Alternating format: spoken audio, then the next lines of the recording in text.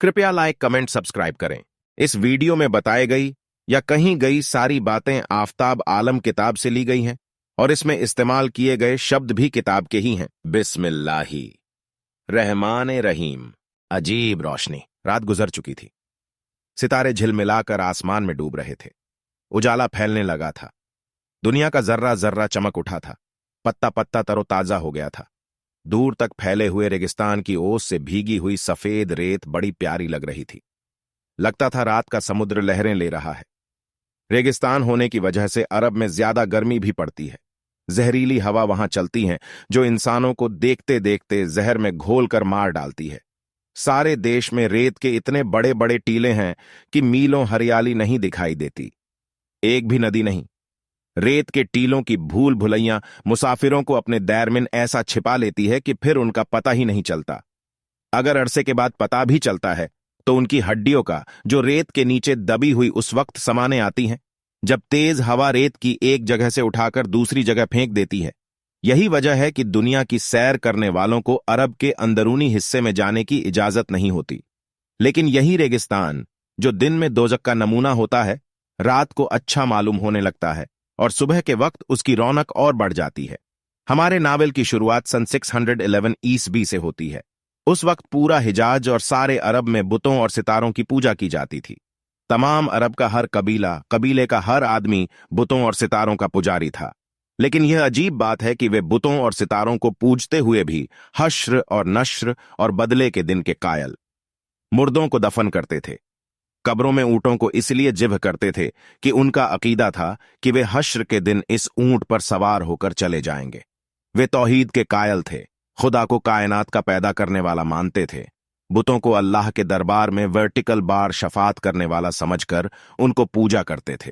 सुबह हो चुकी थी। ठंडी हवा चल रही थी।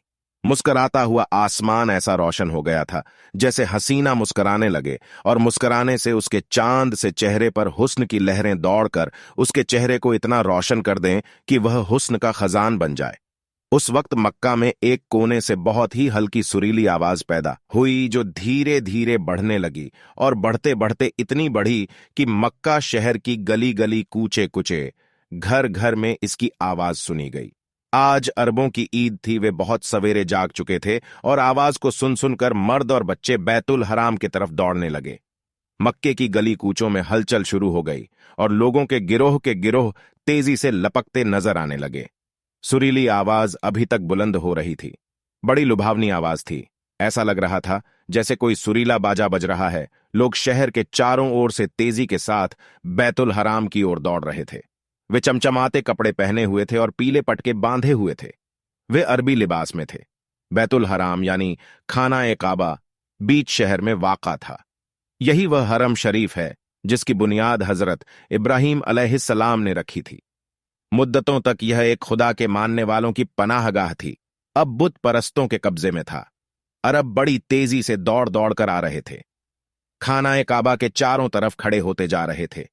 खाना ए काबा की इमारत पत्थर और चूने से बनाई गई थी। बड़ी मजबूत और शानदार इमारत। चारों तरफ ऊंचे ऊंचे शानदार दरवाजे थे। खाना ए काबा के नीचे एक कुआं था। कुएं की मन पत्थर की ओर धन कुछ छोटा था। यही कुआं दुनिया में झमझम के नाम से मशहूर है। कुएं की मन के करीब करीब इधर उधर बड़े बड़े दो बुत थे। इनमें से एक बुत किसी खूबसूरत औरत की मूर्ति थी। ऐसा लगता था जैसे कोई परी खड़ी मुस्कुरा रही हो। उस बुत का नाम नाइला था। दूसरा बुत एक भारी भरकम इंसान की शक्ल का था। ऐसा लगता था जैसे कोई पहलवान अपने मुकाबले के आदमी को चित्त करके खुश हो रहा हो। उस बुत का नाम असाफ था। तमाम अरब इन हर दो मूर्ति का एहतराम करते रहे और इनके सामने आते ही सजदे में गिर जाते रहे।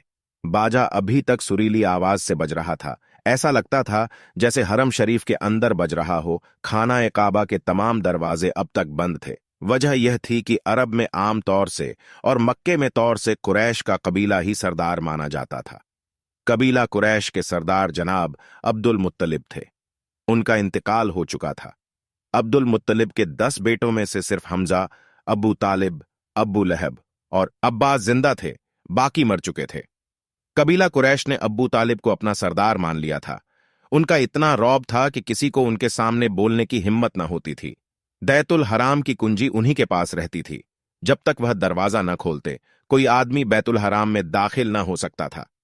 जब अरब के तमाम कबीले आ चुके तो अबू तालिब अपने भाइयों के साथ आए। अबू तालिब ने आते ही दरवाजा खोला। पहले खुद अंदर गए, फिर भाई और कबीले के दूसरे लोग अंदर गए।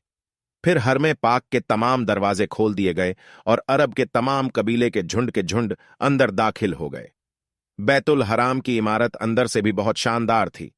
उसके ठीक बीच में बैतुल्लाह थी और बैतुल्लाह के चारों ओर काले पर्दे लटक रहे थे। ऊपर छत पर एक बहुत बड़ा बुत रखा हुआ था, बड़ी डरावनी शक्ल का, काले पत्थर का बना हुआ। इसका नाम हुबल था, जिसकी पूजा हर एक के लिए जरूरी थी। बैतुल इराम में इतनी भीड़ हो गई कि तिल धरने की जगह न रही। हर कबीला अपने अपने चहीते बुतों की ओर दौड़ा। वहां बुत भी सैकड़ों थे। अलग अलग जगहों पर वे रखे हुए थे। अजीब अजीब शक्लों के थे, काले, लाल, सफेद। बांजा अभी तक बज रहा था। अब घंटे, शंख और झांझ भी बजन लगे थे। हर बुत पत्थर के चबूतरे पर गड़ा था और हर बुत के सामने उसका पुजरी बैठा था। तमाम बुतों के सामने बहुत से लोग सजदों में पड़े हुए थे। अबू तालिब, अबू लहब, हमजा और अब्बास खाना काबा की छत पर चढ़कर हुबल के सामने जा पड़े थे। बुत परस्ती का ऐसा मंजर शायद ही किसी की नजर से गुजरा हो।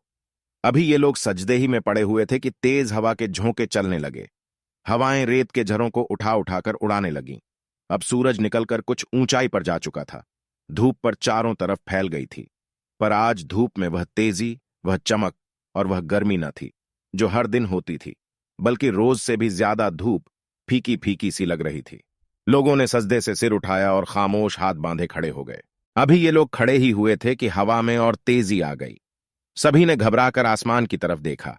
आसमान लाल अंगारा हो रहा था, जैसे उसमें आग लग गई हो और आग के शोलों ने उसे लाल बना दिया हो।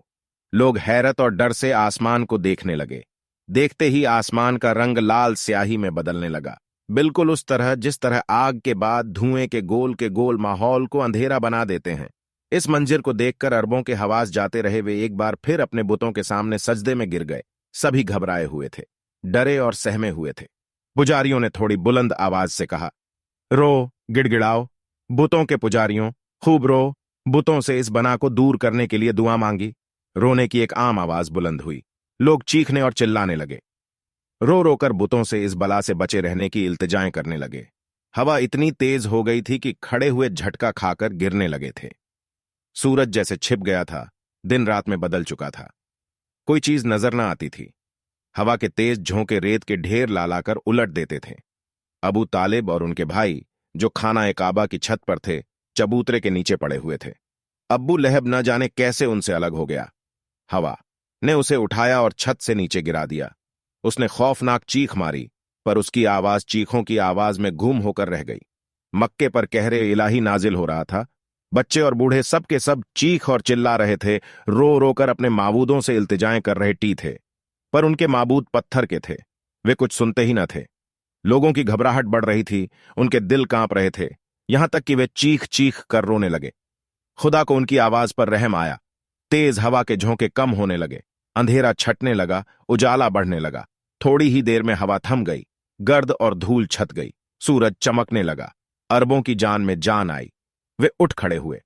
अभी ये लोग खड़े हुए थे कि पश्चिम की ओर से एक अजीब किस्म की रोशनी और चमक देखी। लोगों की हैरानी बढ़ गई। इससे पहले उन्होंने ऐसी रोशनी न देखी थी और न ऐसी चमक। अभी वे हैरान ही हो रहे थे कि एक बूढ़े ने बुलंद आवाज से कहा, ऐ शरीफ अरबो, तुमने इस रोशनी और चमक को देखा? आओ, मैं तुम्हें बताऊं कि क्या बात है। सब लोग उस तरफ दौड़ पड़े। बूढ़ा एक ऊंचे चबूतरे पर बैठकर कहने लगा, सब खामोश हो जाओ, ऐसे खामोश कि मेरी कमजोर आवाज तुम में से हर आदमी सुन सके। खामोशी के साथ खड़े सब उसको बूढ़े को तकने लगे। इस बीच अब्बू तालिब और उनके भाई भी खाना काबा की छत से उत्तर कर चुके करीब आ खड़े हुए। उस वक्त बैतुल हराम में मरघट जैसी खामोशी छाई हुई थी। हर आदमी चुपचाप खड़ा बूढ़े को देख रहा था। अब्बू लहब, जो खाना काबा की छत से नीचे लुढ़क गया था, उसके पांवों पर चोट आ गई थी। वह भी लंगड़ाता हुआ चलकर अब्बू तालिब के पास आ खड़ा हुआ और बूढ़े को गौर भरी नजरों से देखने लगा।